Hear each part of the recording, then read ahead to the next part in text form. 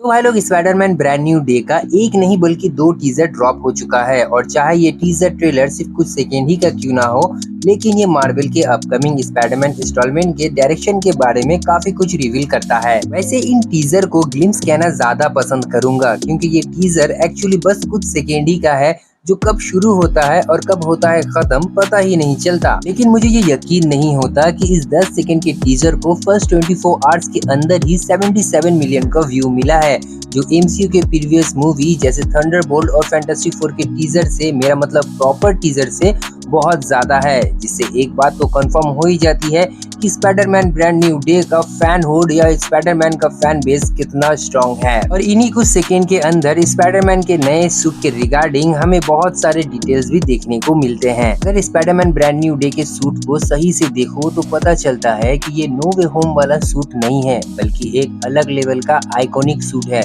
इसका vibe, design सब कुछ एक मेच्योर स्पाइडरमैन की तरफ इशारा करता है। वहीं सूट का कलर इस बार डार्क रेड के साथ बरगंडी शेड में देखने को मिलेगा, जो पहले से भी ज्यादा आई कैची होने वाला है। सूट पर राइस मेटेलिक वेब लाइन एक मॉडर्न फ्यूचरिस्टिक लुक देता है, जिसे देखकर तुम्हें टॉबी मैगवायर के स्पाइडरमैन की याद जरूर आएगी। इस टीजर के रिलीज होने के ठीक 24 घंटे बाद सोनी ने स्पाइडरमैन ब्रांड न्यू डे का एक और 23 सेकंड के टीजर को ड्रॉप कर दिया। और इस टीजर में finally Tom Holland Peter Parker के रोल में वापसी करते हुए दिखे, लेकिन स्पाइडरमैन के दूसरे ऑफिशियल सूट के साथ, जो कुछ ना चाहते हुए भी बहुत कुछ रिवील करता है। तो सबसे पहले स्पाइडरमैन के सूट की बात करते हैं, और ये सूट लगभग वही सूट है जिसे हमने नो वे होम के एंड में देखा था। अब बहुत से लोगों का सवाल ये है कि ये वो सूट हो नहीं सकता, लेकिन अगर इस सूट को तुम जूम करके देखो तो तुम्हें समझ में आएगा कि नो वे होम के एंड में जो सूट हमने स्पाइडरमैन का देखा था वो एक्चुअली में एक सीजीआई सूट था, और ये एक रियल सूट है। सूट के डिजाइन के हिसाब से ये बिल्कुल नो वे होम के सूट के जैसा दिखता है, क्योंकि स्टोरी वहीं से कंटिन्यू होने वाली है। अगर इस सीन को तुम ध्यान से देखो तो जब स्पाइडरमैन कैमरे के पास आता है तो उसके रिस्ट पर एक नया वेब शूटर दिखाई देता है, लेकिन इस बार ये वेब शूटर काफी बड़ा और राइस वेब भी है। और कहीं न कहीं ये वेब शूटर शायद पीटर पार्कर ने खुद से बनाया होगा, क्योंकि नो वे होम में डॉक्टर स्ट्रेंज के स्पेल ने सिर्फ पीटर पार्कर के आइडेंटिटी को ही नहीं बदला, बल्कि पीटर पार्कर की पूरी जिंदगी को बदल दिया है। पीटर पार्कर अब बिल्कुल अकेला हो चुका है, न ही कोई दोस्त, न ही कोई अपना, और न ही कोई स्टार्क टेक्नोलॉजिया। और पीटर पार्कर के इस जर्नी को फैंस काफी ज्यादा पसंद करेंगे, क्योंकि ये पहली बार होगा जब टॉम हॉलैंड वाला स्पाइडरमैन पूरी तरह से अपने दम पर खुद से सिटी को बचाने की कसम खाएगा और स्ट्रीट लेवल विलन से लड़ेगा। स्पाइडरमैन के दूसरे सूट का कलर द अमेजिंग स्पाइडरमैन 2 से काफी मिलता जुलता है। सूट का कलर ज्यादा वाइब्रेंट रेड और ब्लू है, जो हेक्सागोन पैटर्न के साथ बिल्कुल ओजी स्पाइडरमैन के सूट की तरह दिखता है। ओवरऑल टॉम हॉलैंड के दोनों सूट का कलर, डिजाइन, पैटर्न कहीं न कहीं टॉबी मैगवायर और एंड्रू गारफील्ड के सूट के डिजाइन से, कलर से, पैटर्न से काफी मिलता जुलता है, जो कि फैंस को काफी ज्यादा पसंद आने वाला है।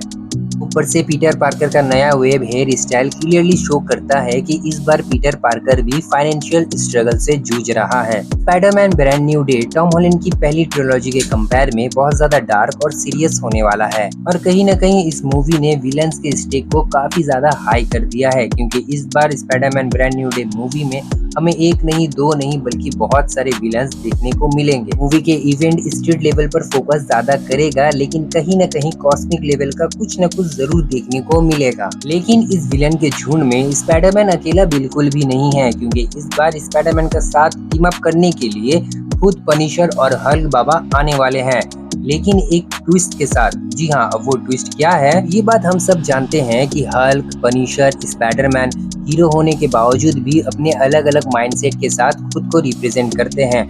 इन हीरोज का ट्रॉमा अलग, इमोशंस अलग, उनका ओपिनियन अलग, और क्रिटिकल सिचुएशन से फिगर आउट करने का तौर तरीका तो बिल्कुल ही डिफरेंट है। ऐसे में इन तीनों का एक टीम में होना और विलन्स के साथ में लड़ना काफी ज्यादा कॉम्प्लिकेटेड लगता है, क्योंकि इन लोगों का ओपिनियन एक दूसरे में ही मैच नहीं करेगा, तो ये लोग कौन से स्ट्रेटेजी बनाएंगे और किस तरह से विलन से लड़ेंगे। रूमर्स के अकॉर्डिंग पनिशर और हल्क के बीच में एक 1-on-1 फाइट होगा, जहां पनिशर हमें एक प्रॉपर अपग्रेडेड सूट में दिखेगा। फिर हल्क और पनिशर के फाइट को रोकने के लिए स्पाइडरमैन आगे आएगा, और फिर ना चाहते हुए भी एक ट्रिपल थ्रेट मैच हमें देखने को मिलेगा, जहां हल्क, पनिशर और स्पाइडरमैन एक दूसरे से लड़ते हुए दिखेंगे। और उसके बाद जाकर इन तीनों हीरो का ओपिनियन एक दूसरे से मिलेगा और ना चाहते हुए भी एक टीम अप करेंगे। अगर विलन्स की बात करें तो Spiderman brand new day movie में टारंटुला, बूमेरैंग, टॉम स्टोन, स्कॉर्पियन और मिस्टर नेगेटिव जैसे और भी बहुत सारे विलन देखने को मिलेंगे। फिलहाल इस मूवी में मिस्टर नेगेटिव का एक गैंग भी होगा जिसका नाम होगा इनर डेमन, और इसी के रिगार्डिंग इस गैंग का एक टैंक का फोटो भी